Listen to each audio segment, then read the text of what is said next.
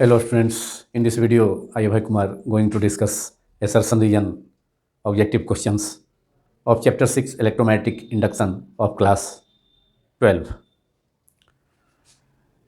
इस वीडियो में हम लोग डिस्कस करेंगे class 12 physics chapter 6 electromagnetic induction का एसर्शन रीजन ऑब्जेक्टिव क्वेश्चंस को, जो कि class 12 CBSE 12th board examinations के अलावा IIT JEE एडवांस तथा नीट मेडिकल एम्स इंट्रेंसेस में भी पूछे जा सकते हैं, उनके लिए भी यूजफुल है। Choose the correct option from the options given below. There are 4 options in each question. Option A is both assertion, which is denoted by the symbol A, and region denoted by symbol R are true, and R is the correct explanation of assertion. Option B, both assertion A and region are true, but region R is not the correct explanation of A. C, A is true, option A is true, but मतलब assertion is true, that is statement 1 is true, but region statement 2 is false, and D, if assertion and region both are false. इन्हीं 4 options में से correct options each question जिसको कि हम लोग discuss करेंगे, उसमें से 4 ऑप्शंस में से इन्हीं पॉसिबिलिटीज को, इन्हीं ऑप्शंस में से, इन्हीं 4 ऑप्शंस में से जो ट्रू ऑप्शन होगा, करेक्ट ऑप्शन होगा, उसको OMR शीट अगर प्रोवाइड होता है तो पूरा उस सर्किल, जैसे ए सही है तो ए को पूरा कलर करना होगा ब्लैक और ब्लू पेन से। तो now question number 1, assertion is magnetic flux may be positive, negative or zero as region R, और statement 2 is magnetic flux is a vector quantity। इसमें से क्वेश्चन नंबर 1 में assertion is correct but region is wrong, so correct option C, मतलब option C is correct. Option C क्या है? Option C दिया है if assertion is true but reason is false. तो यहाँ assertion सही है, magnetic flux may be positive, negative और जीरो। magnetic flux पॉजिटिव भी हो सकता है, जीरो भी हो सकता है, निगेटिव भी हो सकता है। डिपेंड करेगा फेजिंग, डिपेंड करेगा angle between B vector and A vector. क्योंकि मैग्नेटिक फ्लक्स का जो फार्मूला होता है, मैग्नेटिक फ्लक्स का फार्मूला होता है phi equal to phi B. Magnetic flux का सिंबल है B vector dot A vector, that is B A cos theta. तो अगर बी वेक्टर और ए वेक्टर के बीच का एंगल थीटा इज जीरो, मतलब मैग्नेटिक फील्ड का डायरेक्शन और एरिया वेक्टर का डायरेक्शन। एरिया वेक्टर क्या होता है? किसी क्लोज लूप पर, किसी क्लोज सरफेस एरिया पर, उस सरफेस के नॉर्मल आउटवर्ड डायरेक्शन में परपेंडिकुलर ड्रॉन किया जाता है, तो वह परपेंडिकुलर एक वेक्टर को रिप्रेजेंट करता है, जिसे एरिया वेक्टर कहा जाता है। So if theta is zero degree, that is if angle between B vector and A vector is zero, then magnetic flux phi is equal to B A cos zero 1, that is cos 1 that is plus B A. तब उस in that case magnetic flux will be positive. If theta is equal to 90, if angle between B vector, magnetic field and area vector is 90 degree, then both are perpendicular, then in that case BA magnetic flux हो जाएगा phi equal to BA cos 90। cos 90 zero होता है, तो magnetic flux zero भी हो सकता है।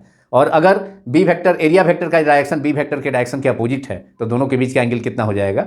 Theta equal to 180। If B vector and A vector are oppositely directed, then angle between B vector, that is magnetic field, and area vector A vector is 180, and in that case magnetic flux will be phi is equal to BA cos 180, and cos 180 is -1, so magnetic flux phi is equal to BA into -1, that is minus BA। in that case magnetic flux will be negative। तो इसलिए magnetic flux तीनों हो सकता है, मतलब positive भी हो सकता है, निगेटिव भी हो सकता है, और जीरो भी हो सकता है। वह डिपेंड करेगा magnetic field B vector and area vector के बीच के एंगल पर। So assertion is correct, but magnetic flux is a scalar quantity, because magnetic flux formula is phi B equal to B vector dot A vector, और उसको scalar product का formula क्या use करके हमने लिखा है B A cos theta. So magnetic flux is a scalar quantity, it is not a vector quantity. So reason is not true, it is wrong। So out of 4 options, option C is correct, which is in which A is true but R is false। assertion is true but region is false। So correct option is in question 1 is C। अब OMR sheet जो provide होगा exam में, तो उसे C को, यहाँ तो मैं टिक कर दिया हूँ शीट पर, C को टिक किया हूँ, लेकिन OMR शीट पर इसे कलर करना होता है, इंस्ट्रक्शन दिया रहता है क्वेश्चन पेपर्स में, तो उसको कलर करना होगा ब्लू और ब्लैक पेन से पूरे सर्किल को, सी के पूरे सर्किल को। Now question number 2, assertion is by keeping a magnet near A close coil EMF is not produced and the reason is EMF induction or induced EMF in a coil requires a changing magnetic flux. This both assertion and reason are true and reason is the correct explanation of A. So option A is correct in this question, that is question number 2.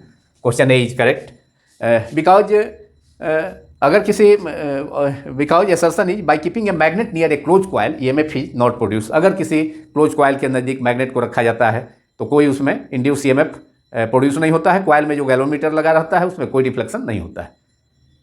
लेकिन कैसे deflection होगा, induce EMF कब produce होगा या induce current कब produce होगा coil में, तो उसके लिए चेंजिंग मैग्नेटिक फ्लक्स चाहिए।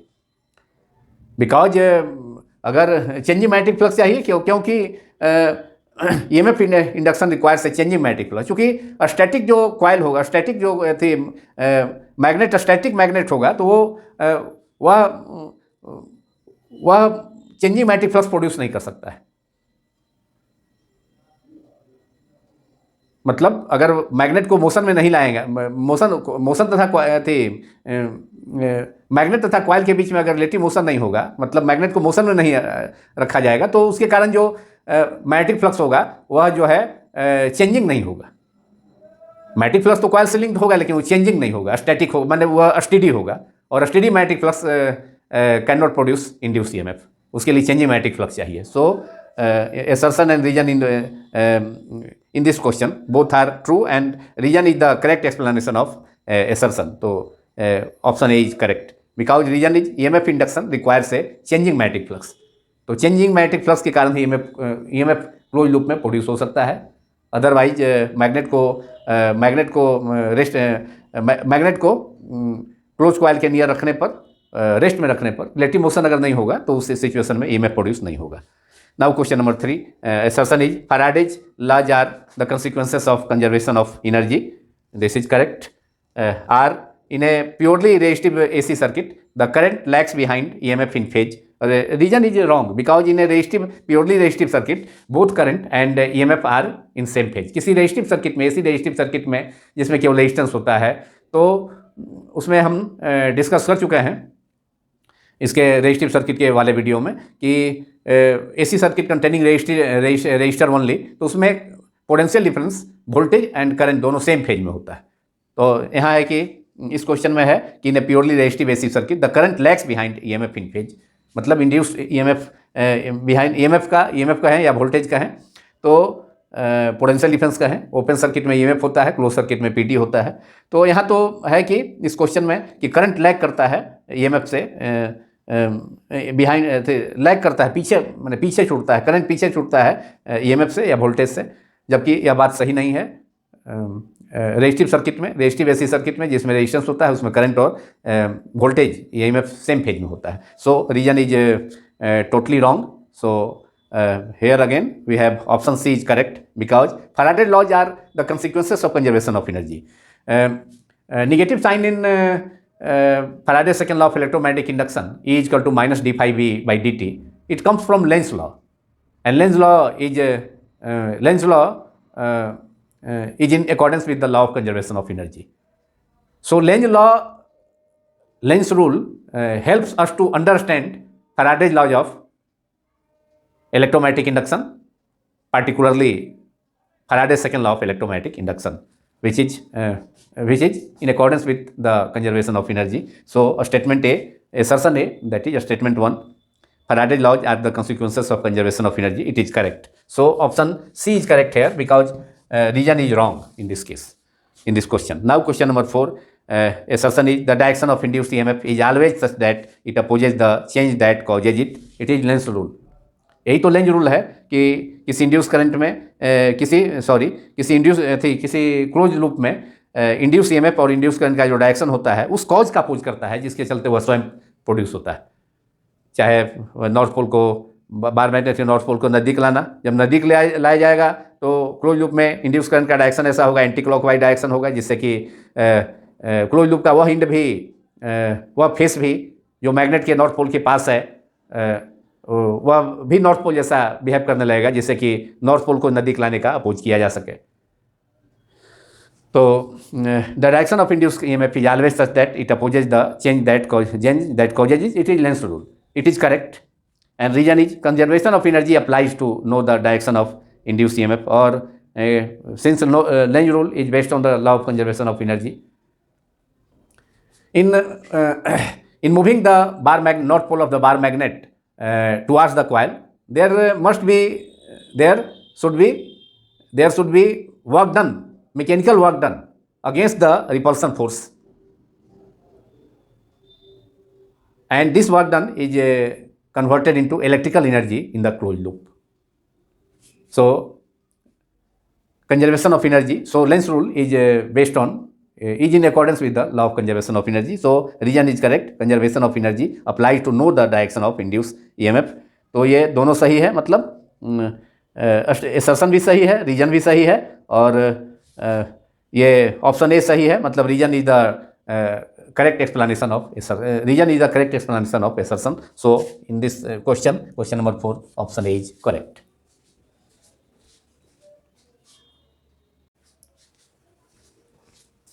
Now assertion reason question number 5. Assertion is induced electric field is non-conservative. Induced electric field or induced EMF is non-conservative. Reason is just as a changing magnetic field produces an electric field, similarly a changing electric field also produces a magnetic field. Both assertion and reason are true, but reason is not the correct explanation of assertion A. Both are independent statements, because induced electric field is non-conservative, because induced electric field और induced EMF is time varying, time के साथ varying करता है, चूँकि sinusoidal alternating nature का होता है। Induced electric field और इंड्यूस्ड ईएमएफ अल्टरनेटिंग नेचर का होता है, तो इसलिए टाइम के साथ वेरी करता है, तो इसलिए वह कांस्टेंट नहीं होता है।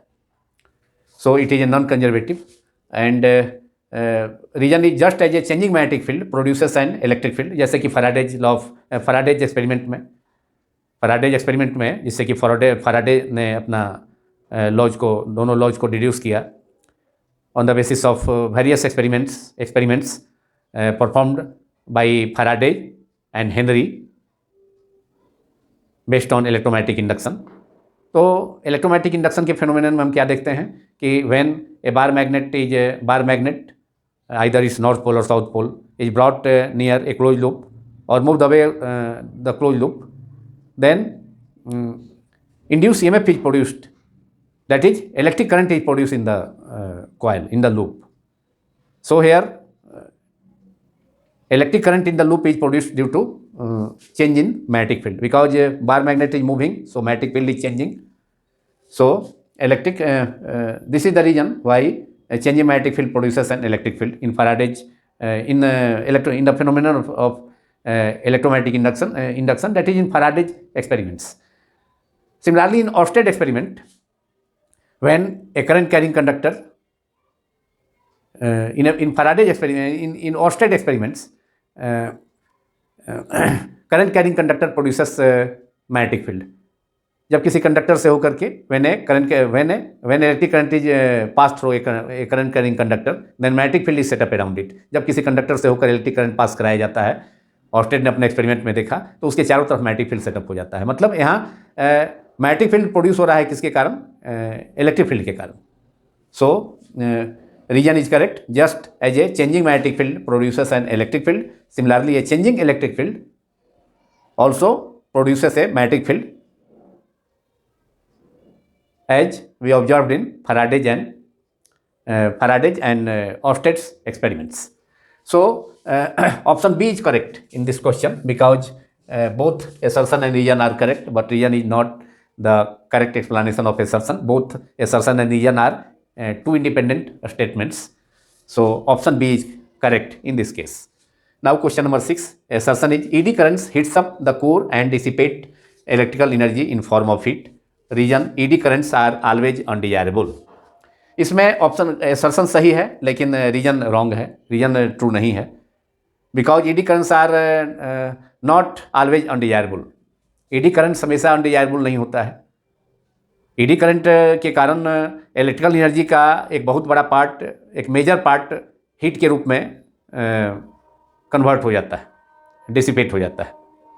तो ये ईडी करंट का ये अनडिजायरेबल इफेक्ट है जो कि प्रोड्यूस होता है ट्रांसफार्मर के कोर में, जनरेटर के कोर में, चोक के कोर में।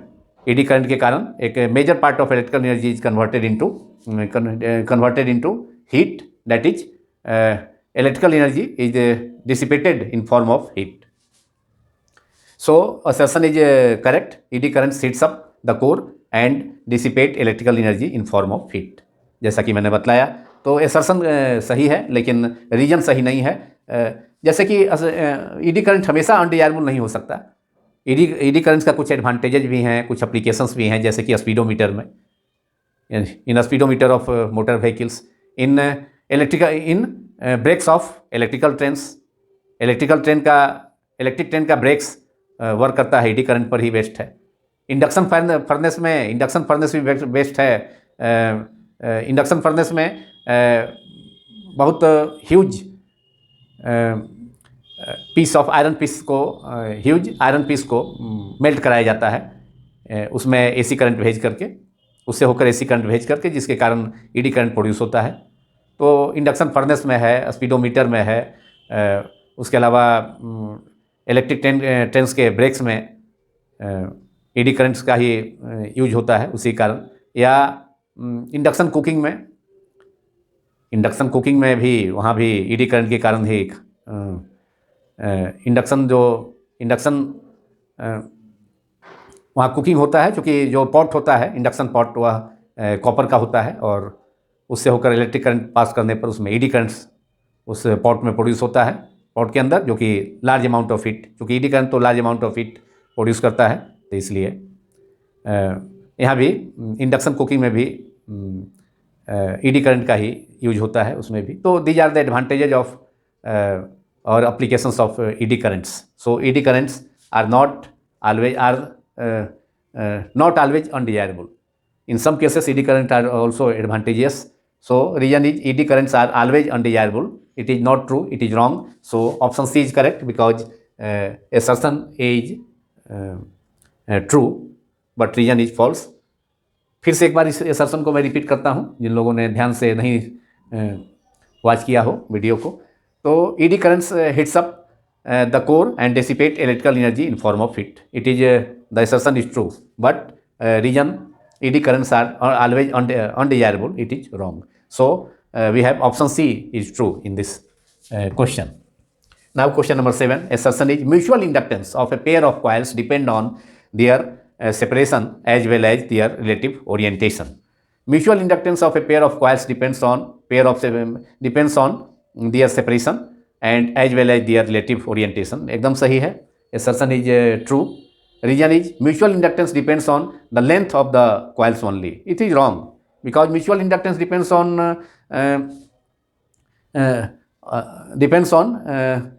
other factors also besides length. Mutual inductance केवल ज्योमेट्री पर ही, कॉइल्स के ज्योमेट्री पर ही डिपेंड नहीं करता है, बल्कि ज्योमेट्री में लेंथ हो गया, एरिया होगा।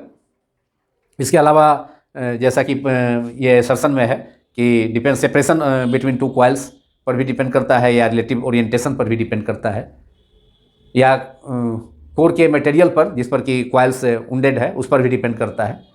तो reason is not true. Mutual inductance depends upon the length of the coils only. Depend करता है लेंथ पर, लेकिन केवल ज्योमेट्री पर ही डिपेंड नहीं करता। इसके अलावा भी अन्य अदर फैक्टर्स हैं, जो कि असर्शन में भी 2 फैक्टर्स दिए हैं, उस पर डिपेंड करता है। कुल मिला के 4 फैक्टर्स मेनली हैं जिस पर कि म्यूचुअल इंडक्टेंस डिपेंड करता है, जिसका मैंने जिक्र किया। So in this case reason is wrong, not true, but assertion is true. Assertion is true, so option C is again correct in this question. In the previous question, option C was correct, true. Now question number 8, assertion: when two coils are wound on each other, the mutual induction between two coils is maximum. Region are mutual, region जिसका symbol R से denote किया गया है यहाँ पर। तो mutual induction is independent of mutual induction और mutual inductance is independent of the orientation of the coils. तो यहाँ पर भी फिर से एक बार when two coils are wound on each other, जब 2 कॉइल म्यूचुअल इंडक्शन के केस में एक कॉइल पर दूसरा कॉइल को, जैसे सोलेनॉइड है तो उस पर दो सोलेनॉइड्स हैं, अगर दो कॉइल्स हैं, दो सोलेनॉइड्स एक दूसरे के ऊपर उंड किए जा सकते हैं, लपेटे जा सकते हैं, तो उस स्थिति में क्या होगा, उस सिचुएशन में क्या होगा कि mutual induction between two coil is maximum होगा। इसलिए होगा मैक्सिमम म्यूचुअल इंडक्टेंस दोनों कॉइल के बीच में कि एक कॉइल से जो मैग्नेटिक फ्लक्स लिंक होगा उसका सीधे ट्रांसफर हो जाएगा, डायरेक्टली ट्रांसफर हो जाएगा सेकेंड कॉइल में। मतलब magnetic flux linked with one coil is directly transferred on the other coil if two coils are wound on each other। तो दोनों कॉइल एक दूसरे पर लिपटे होंगे तो एक कॉइल में जो मैग्नेटिक फ्लक्स प्रोड्यूस होगा वह सीधे ट्रांसफर हो जाएगा दूसरे कॉइल में, तो इसलिए म्यूचुअल इंडक्टेंस का वैल्यू होगा दोनों कॉइल का के बीच में म्यूचुअल इंडक्टेंस जो होगा वो मैक्सिमम होगा। लेकिन रीजन में है तो assertion is correct, but reason में है mutual induction is independent of the orientation of the coils. अभी प्रीवियस क्वेश्चन नंबर 7 में देखा कि असर्शन में था कि mutual inductance of a pair of coils depends on their separation as well as their relative orientation. तो orientation पर depend करता है, ओरिएंटेशन से इंडिपेंडेंट नहीं होता है। ओरिएंटेशन में कि कितने एंगल पर उसको इंक्लाइन उंड किया गया है, तो ओरिएंटेशन मीन्स डायरेक्शन, तो उस पर डिपेंड करता है। तो mutual inductance depends on the orientation of the coils, जबकि रीजन में है कि mutual inductance is independent of the orientation of the coils. So reason is not correct, it is wrong. So again option C is correct because assertion is true but reason is false. So we have option C in this question. Option C is correct in this question also.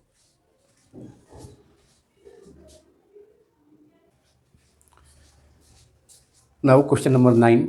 Assertion is the self-inductance of a long solenoid is proportional to the area of cross section A.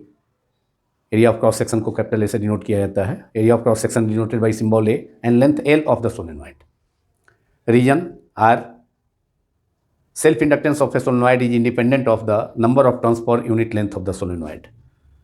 Reason is wrong. It is not true because self-inductance of a solenoid depends on the number of turns, a square of the number of turns per unit length of the solenoid.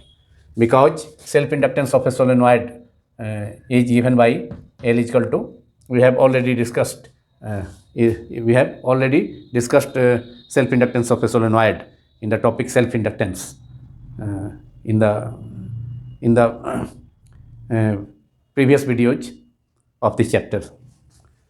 So L is equal to self-inductance of a current carrying solenoid is mu naught n square A into L. अब इस expression से clear है कि self inductance solenoid का number of turns per unit length के square का n square का directly proportional होता है, जबकि रीजन में दिया है self inductance of A solenoid is independent of the number of turns per unit length of the solenoid. So reason is wrong, but assertion is true because the self-inductance of a long solenoid is proportional to the area of cross section A and length of the solenoid. किसी solenoid का self inductance, current carrying solenoid का, long solenoid का self inductance depend करता है. इस expression से देखा जा सकता है कि L is directly proportional.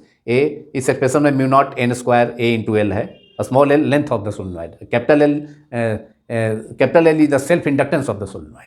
Small L और कैपिटल एल में यही अंतर है कि कैपिटल एल सेल्फ इंडक्टेंस है सोलेनॉइड का, जबकि स्मॉल एल लेंथ है. तो इसमें क्लियर है कि self inductance of A solenoid, current carrying solenoid area के भी प्रोपोर्शनल है, डायरेक्टली प्रोपोर्शनल है, और लेंथ के भी डायरेक्टली प्रोपोर्शनल है. मतलब सेल्फ इंडक्टेंस किसी सोलेनॉइड का, लॉन्ग सोलेनॉइड का एरिया तथा लेंथ दोनों पर डिपेंड करता है. सो assertion is true because the self inductance of a long solenoid is proportional to the area of cross section, proportional to the area of cross section A and length of the solenoid, which is clear from this, the formula of self inductance of a solenoid. L proportional to A and L proportional to capital L, self inductance proportional to length of the solenoid. So assertion is correct, true, but reason is not correct. So option C is correct in this. Out of 4 options, option C is correct in this question. Now question number 10. Assertion is inductors coils are made of copper. Reason induced current is more in the wire having less resistance. तो इसमें inductor coil copper का बना होता है, सही है. इसलिए बना होता है कि उसका रेजिस्टेंस कम होता है. रेजिस्टेंस कम होगा तो उस इंडक्टर कॉइल्स में तो वैसे इंडक्टर कॉइल्स में मैग्नेटिक फ्लक्स में चेंज के कारण इंड्यूस करंट, लार्ज अमाउंट में इंड्यूस करंट प्रोड्यूस होगा, जो कि उस कॉइल से होकर के करंट के फ्लो का, करंट के पास करने का का अपोज करेगा, एप्रेसिएबल अप्रोच करेगा, एप्रेसिएबल पर्याप्त रूप से अपोजिशन करेगा. So inductor coils are made of copper so that because copper has less resistance, and due to less resistance of the wire, copper wire, the inductor coils, in inductor coils, large amount of induced current is produced due to change in magnetic flux, which opposes flow of current through the inductor coils appreciably.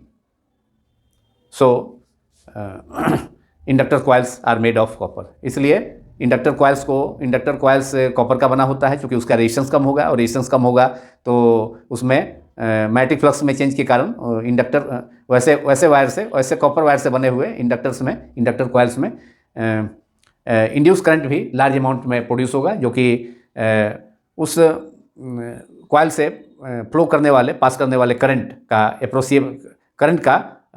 Oppose करेगा, काफ़ी प्रभावी ढंग से एप्रेसिएबल oppose करेगा, प्रभावी ढंग से उसका विरोध करेगा करंट का, उस कॉइल से फ्लो करने वाले करंट का, जब इंड्यूस करंट ज़्यादा होगा, लार्ज अमाउंट में प्रोड्यूस होगा तो. So option A is correct because both assertion and reason are correct, and reason is the correct explanation of assertion A. Now question number 11. An AC generator is based on the principle of based on the self-inductance of the coil, and reason self-inductance involves two coils.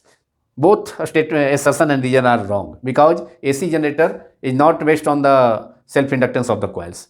AC generator is based on the principle of electromagnetic induction. और इसे objective में भी पूछा जाता है, 12th boards examinations में इसे objective में भी पूछा जाता है. On which principle N AC generator is based.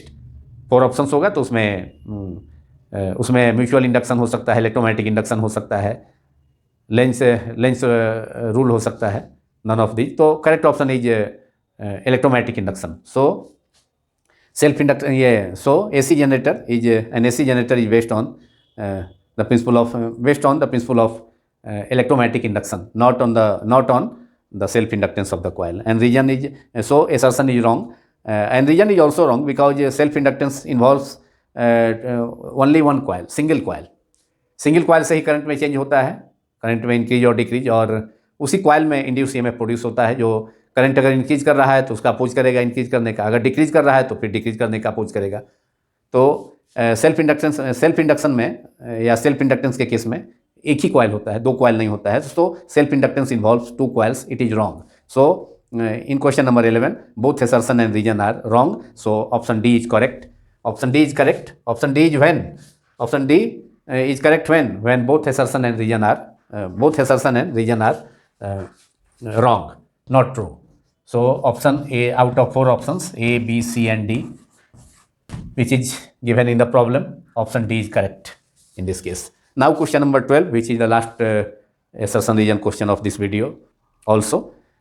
Assertion is self-induction is called the inertia of electricity. Reason self-inductance is the phenomenon according to which an opposing induced EMF is produced in a coil as a result of change in current or magnetic flux linked with the coil or linked in the coil.